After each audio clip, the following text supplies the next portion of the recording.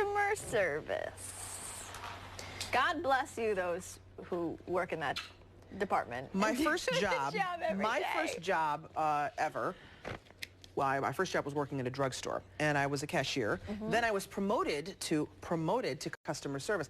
I thought it was a promotion at the time. What I didn't realize was it's called customer service for a reason, because you have to listen to people's problems all day.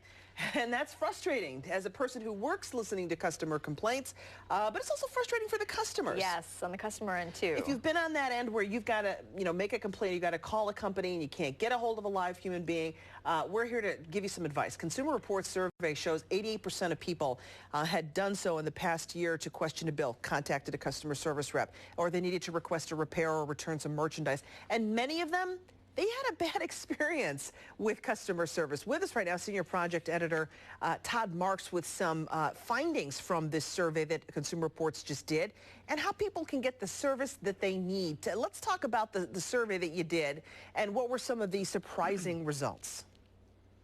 Well, I don't think they were too surprising to a lot of people. I think the level of discontent was one of the more surprising things. We had done this story a number of years ago, and things have morphed a little bit, but the problems that have plagued people for a long time continue to do so.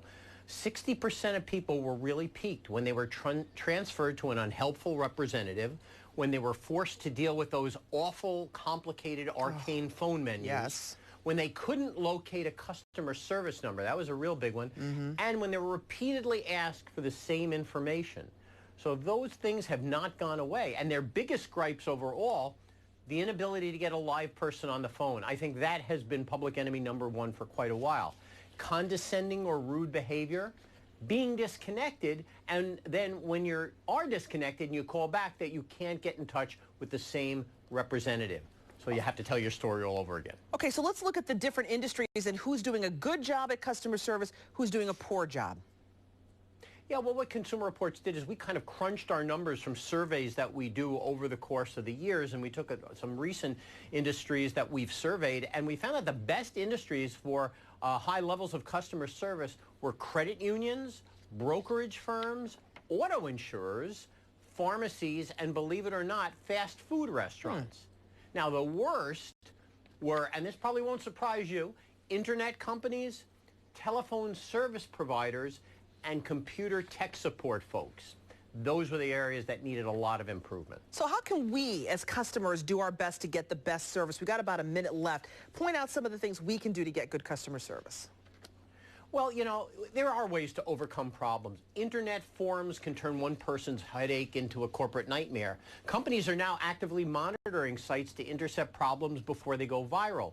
Twitter has become the go-to way to get attention because, again, these studies have shown that when people have a bad experience, news travels fast, and these companies don't want that to happen. They don't want to sully their reputation. One of the things we tell people, try to resolve a problem in person if that's at all possible, because when we surveyed Americans, the level of satisfaction was much higher for those who dealt with people face-to-face. Another thing that you can do, if you can't get through to a live person, one of the things I tell people is, you know what, try that old trick. You can bypass the menus a lot of times when you keep pressing 0 over and over again. Or one of the good things, if you forget, sometimes I say, hey, forget going to customer service entirely and go to the sales department or to place a new order. This is great for cable TV because if you go to areas like, the sales department or customer retention, these people are more empowered than your general run-of-the-mill customer service folks. And they have the power to treat you better and to give you a deal. Okay, this is all fascinating stuff. I admit I've tried some of this before. The 0 trick does work sometimes.